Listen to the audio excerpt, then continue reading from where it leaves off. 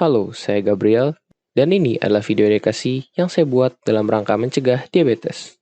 Istilah diabetes atau DM sudah lama kita kenal, dengan cara-cara seperti mengurangi makanan manis serta melakukan olahraga seperti jogging dianggap cukup untuk mencegah diabetes. Sayangnya, cara tadi masih belum cukup. Untuk mencegah diabetes, mari pertama-tama kita pahami fungsi tubuh normal dan bagaimana tubuh yang tadinya normal bisa mengidap diabetes.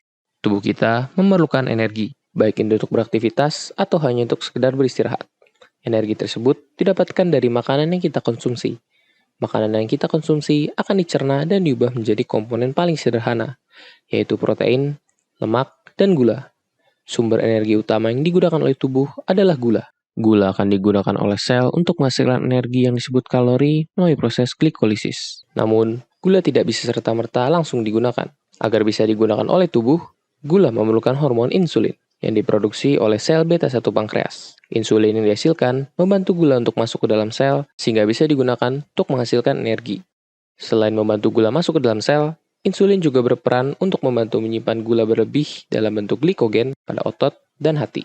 Pada kondisi diabetes tipe 2, tubuh tidak lagi produksi insulin dalam jumlah yang cukup, dan tubuh tidak lagi merespon terhadap insulin yang dihasilkan. Akibatnya, gula tidak dapat digunakan untuk menghasilkan energi maupun disimpan sebagai glikogen. Kondisi ini menyebabkan kadar gula darah meningkat dan terjadilah gejala-gejala kelebihan gula seperti berikut. Lapar terus-menerus karena kurangnya gula yang masuk ke dalam sel untuk menghasilkan energi. Rasa haus akibat kadar gula darah yang tinggi membuat darah menjadi pekat. Penurunan berat badan akibat sel yang kekurangan energi mulai menggunakan cadangan energi lain berupa lemak atau glikogen yang sebelumnya telah disimpan. Dan terakhir, kadar gula darah yang tinggi dapat mempengaruhi komposisi cairan pada lensa mata sehingga pandangan pun tampak kabur. Dalam video ini, kita akan berfokus pada faktor risiko diabetes yang dapat dicegah. Pola makan. Konsumsi makanan tidak sehat seperti junk food dapat menyebabkan kenaikan gula darah secara tiba-tiba, sehingga pankreas akan bekerja ekstra keras dalam menghasilkan insulin. Jika hal ini sering terjadi, maka sel-sel pada pankreas akan mengalami kerusakan dan menyebabkan diabetes. Akhir-akhir ini, banyak makanan dan minuman manis mengandung kalori yang berlebih. Kalori berlebih akan meningkatkan risiko diabetes dalam jangka panjang. Kelebihan kalori sesungguhnya dapat diatasi dengan melakukan aktivitas fisik, seperti berolahraga. Namun, jika kita kurang berolahraga, maka hal sebaliknya lah yang akan terjadi. Keseimbangan energi akan terganggu dan terjadi penumpukan lemak yang berpotensi menjadi obesitas. Penurunan penggunaan glukosa pada otot sehingga kadar gula darah meningkat dan berkurangnya zat antiinflamasi. Hal-hal di atas ini berisiko menyebabkan penurunan kepekaan terhadap insulin dan mengganggu sistem kontrol gula darah. Obesitas adalah faktor risiko utama dari terjadinya diabetes. Obesitas ditandai dengan indeks massa tubuh yang melebihi 27 serta lingkar pinggang pada wanita lebih dari 80 cm dan 100 cm pada pria. Pada kondisi obesitas, sel-sel lemak di seluruh tubuh akan membesar. Sel lemak yang besar akan sangat rentan dan mudah sekali pecah. Jika sel tersebut pecah, maka akan terjadi penyebaran zat-zat peradangan. Peradangan yang terjadi akan menghambat penggunaan hormon insulin di seluruh tubuh. Selain menyebabkan peradangan, tumpukan lemak yang berlebihan akan mengganggu keseimbangan kadar hormon.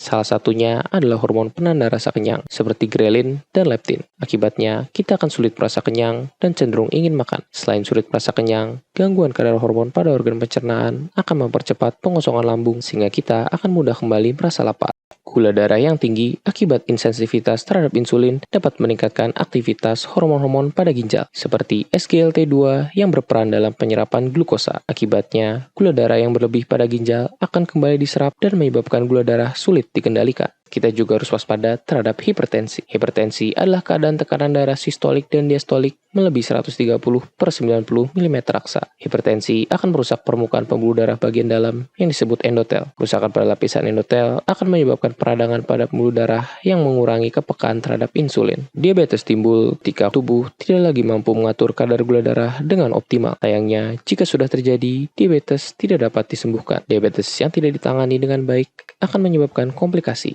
seperti serangan jantung, kebutaan, amputasi, dan masih banyak lagi. Ada banyak cara untuk mencegah diabetes dan mengendalikan faktor-faktor risikonya.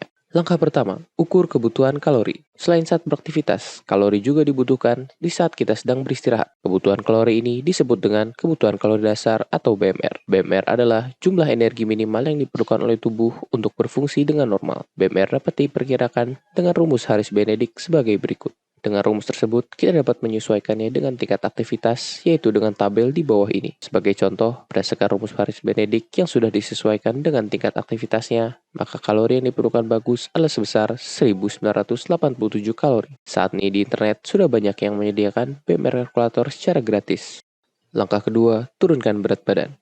Mengurangi berat badan dapat dilakukan dengan mengurangi 100-200 kalori dari kebutuhan kalori harian. Dengan mengurangi 5% berat badan, kita sudah mengurangi 5% resiko terkena diabetes. Langkah ketiga, diet sehat. Untuk merancang menu diet, kita perlu mengetahui kebutuhan kalori, memilih makanan sehat, dan menentukan komposisinya. Kebutuhan kalori dapat diketahui berdasarkan rumus Paris-Benedict atau BMR kalkulator yang tersedia secara online. Pilihlah makanan sehat seperti sayur dan buah, kaya vitamin dan serat, daging ayam atau ikan yang tinggi akan protein dan rendah lemak, dan beras merah yang tinggi akan karbohidrat kompleks. Komposisi makanan yang dianjurkan adalah sekitar 50% karbohidrat, 15-25% protein, dan 25-35% lemak. Pada piring makanan, komposisi ini akan terlihat menjadi seperempat sayuran, setengah karbo, dan seperempatnya lagi lauk. Setelah mengetahui itu semua, mari kita rancang menu diet kita sendiri. Jumlah kalori yang diperkirakan adalah 1987 kalori. Jumlah tersebut akan kita bagi menjadi 1 kali snack sore dan 3 kali makan. Maka, dalam satu menu makanan maksimal mengandung 615 kalori. Dengan demikian, menu makanan yang dapat kita rancang adalah sebagai berikut. Semangkuk bubur ayam komplit dengan teh manis untuk sarapan, paket lengkap makan siang berupa nasi merah dengan lauk ayam dan tempe goreng, serta ditambah dengan sayur dan buah. Snack sore berupa secangkir kopi gula aren dilengkapi dengan biskuit. Dan terakhir, menu makan malam berupa sepiring nasi dengan lauk ayam rica-rica dan sayur mayur dilengkapi dengan makanan penutup berupa pai buah. Langkah keempat, aktivitas fisik. Selain mengatur pola makan, olahraga sangat bermanfaat dalam pencegahan diabetes. Olahraga yang dilakukan memiliki berbagai manfaat. Yang pertama, menjaga keseimbangan energi dan mengurangi kalori berlebih. Kedua, membantu menurunkan kadar gula darah dan meningkatkan penggunaannya pada otot. Yang ketiga, pengeluaran zat antiinflamasi yang disebut dengan interleukin 6 yang berfungsi untuk meredam peradangan dan meningkatkan kepekaan terhadap insulin.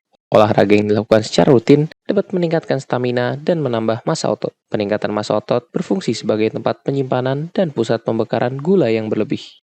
Terdapat 2 jenis olahraga yang dianjurkan untuk mencegah diabetes. Yang pertama, latihan aerobik. Latihan aerobik atau kardio bermanfaat untuk menambah stamina, menjaga kesehatan jantung, dan membakar kalori berlebih. Untuk mencegah diabetes, latihan aerobik yang dianjurkan seperti berjalan, berlari, atau bersepeda yang dapat dilakukan sekitar 2 jam setiap minggunya. Yang kedua, latihan kekuatan otot. Latihan kekuatan otot bermanfaat untuk meningkatkan ketahanan fisik dan massa otot. Olahraga untuk melatih kekuatan otot yang dapat dilakukan adalah olahraga kebugaran jasmani seperti push up, pull up, dan sit up, dan latihan fisik seperti mengangkat beban.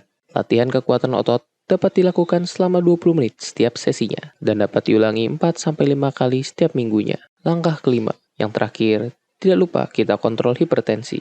Jika kita memiliki hipertensi atau curiga mengidap hipertensi, periksakanlah ke dokter, minum obat secara teratur, dan jauhi kebiasaan merokok. Diabetes adalah kondisi yang serius. Namun, dengan menerapkan kebiasaan hidup sehat, diabetes dapat dicegah.